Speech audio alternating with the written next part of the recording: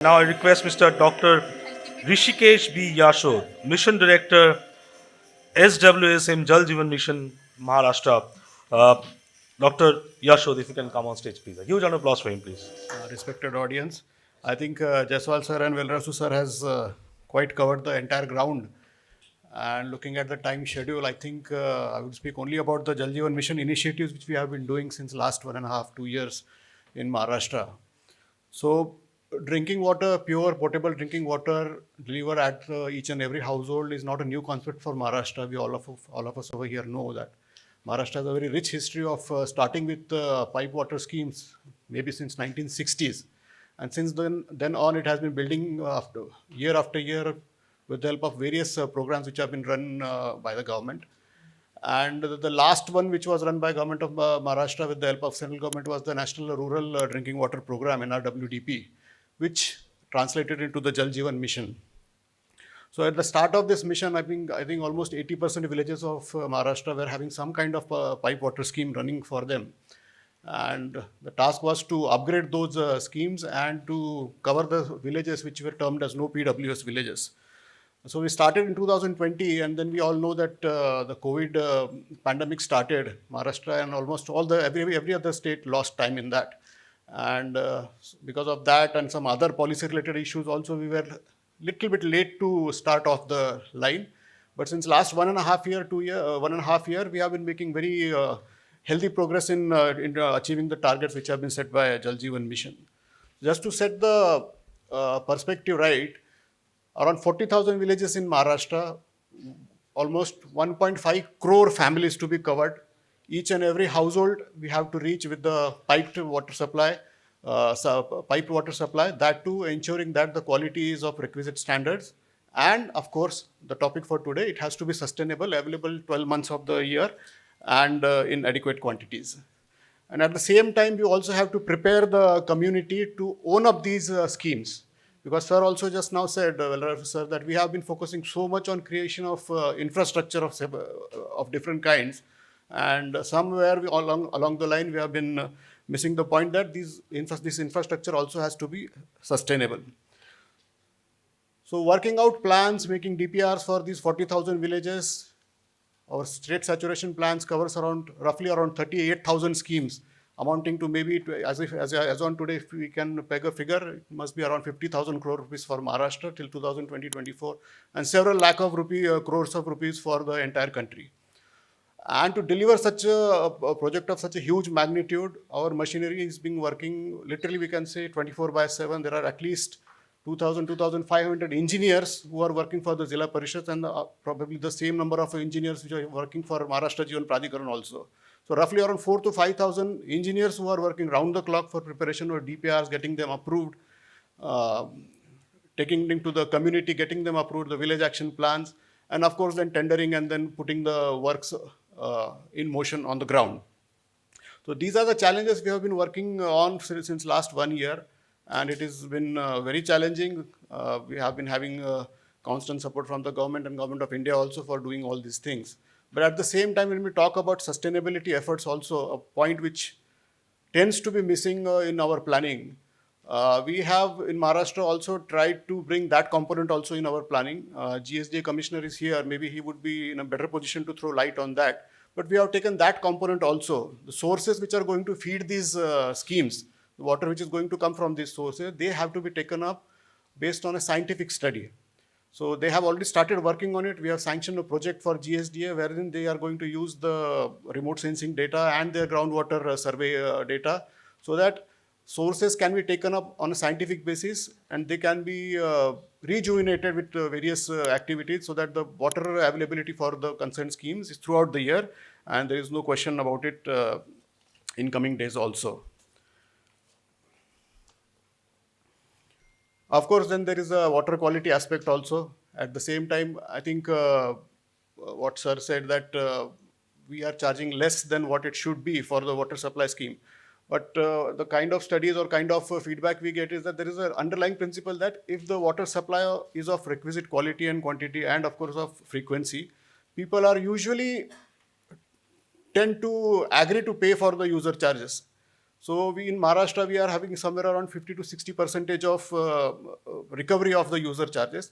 So on that front, Maharashtra has a good start or a good background, that in the sense that people are ready to pay for the services if they get them at a requisite frequency and a dependable supply of water and its quality also.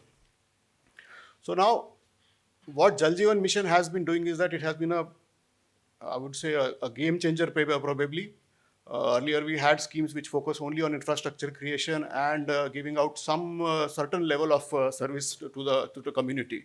But this time, Jal Jeevan Mission has set the ball rolling, and it has taken it to the next level, in the sense now it is talking about measurable deliverables which are to be given to the society. It has to be communicated in very clearly to the society also. 55 liters per capita per day of water supply for each and every house.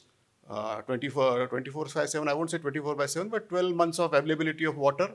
And of course, the quality parameters also have been laid down very clearly by the Government of India, which are to be delivered to the community. So we are working on that. Our schemes are now being designed for that, to deliver such kind of service levels and service frequency to the people. And of course, the user charges, which of course they also are being calibrated according to that. But of course, then there are some gaps also. When we are talking about creation of infrastructure, all these mega schemes are going to come up in next 2 or 3 years, and of course they will start running and then delivering to the community. But what after that? The kind of aim or the kind of objective Jal Jeevan Mission sets for the states and for the community, it basically says that we are going to reach a saturation level wherein after that there would not be need of probably any new scheme for community to be designed and to be implemented. Probably areas where there used to be need of tankers, those tankers will also not be needed. Probably the use of RO systems. When we are talking about quality water, probably the ROs will also be rendered useless in future times if we are supposed to implement the schemes in that way. In short, I think once we achieve the targets set up by Jal Jeevan Mission, we are in a position to say that there would not be need for any new scheme. Now the question arises, when we are through with the Jal Jeevan Mission, or when we deliver with the infrastructure aspect of the Jal Jeevan Mission, what next? So the big question comes is the operation and maintenance of these schemes, wherein there are gaps. Currently, we do not have a well-defined, I would say, a clear operation and maintenance policy, but we are working on that. That is a very high on our priority. Our Principal Secretary Jaswal sir has also taken it up on a very highest priority, wherein we are taking. We in fact had invited suggestions from the general public and experts in the sector also. But then we have to take it forward now, consult with experts like you, and then give it a concrete structure and bring it out for the public. Now, when we talk about the operation and maintenance part, I think the decision making which happens in deciding which scheme is to be taken and which scheme is not to be taken, which scheme has to be upgraded, or probably which scheme has to be amalgamated with some other scheme. The decision has to be based on data. I think till now, whatever decision has been taken, it is fairly, I would say, it is a felt need, or I would say there is a very little amount of objectivity going into the planning of these schemes. Although, of course, there are proper surveys being conducted, people are being consulted, they have been advised, they have been consulted, and then based on those village action plan, we are coming up with these schemes. But when we talk about operation and maintenance, and then henceforth the designing of the scheme, and then if you want to make any changes to the future aspect of the schemes, we need a proper real-time data which will help us in making decisions. I think this also has been taken up very seriously during our meetings and in departmental discussions also. And it's quite a proud moment to say that Maharashtra is one of the first state which had decided to go for implementation of or use of the IoT or the Internet of Things, so that the deliverables which we are promising to the community through Jal Jeevan Mission, they are measured exactly in real time, and then they are set forth to the people also, so that they can also see that what is being delivered to them. And I think if we are able to put up our case convincingly with the use of data, use of modern technologies, I think this is quite apt at this forum, that use of Internet of Things, IoT, sensor-based controlling of the pump houses, measurement of the water quality data.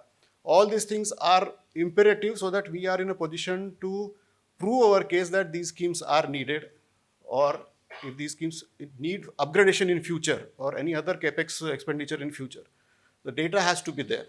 So I think for Jal Jeevan mission, it is very important. We are on track.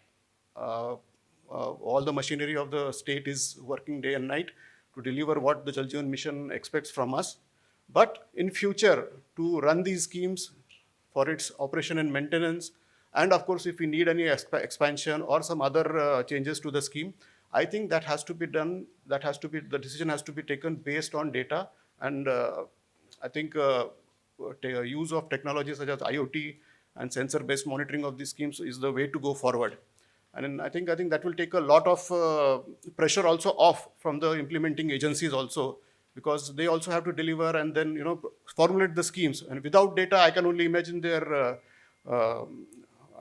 the kind of problems they must be facing or the kind of pressures they must be facing, because taking decisions in absence of data is not the way to go forward, I think, in future times. So I think this is the takeaway, very key takeaway for me from this conference, and it's a topic which might be thrown open to the audience also, inviting their comments on that. So I think I had just this point to make in this conference, and with that I will just end my topic. Thank you. Thanks, Dr. Hrishikesh Yashod, Mission Director, Jal Jeevan Mission, Government of Maharashtra, for shedding some light on the very important aspect of data, managing data, and using IoT-like technologies for water management. I request Sangamitra to kindly hand over the memento to Ms. Dr. Yashod. A huge round of applause for him, please.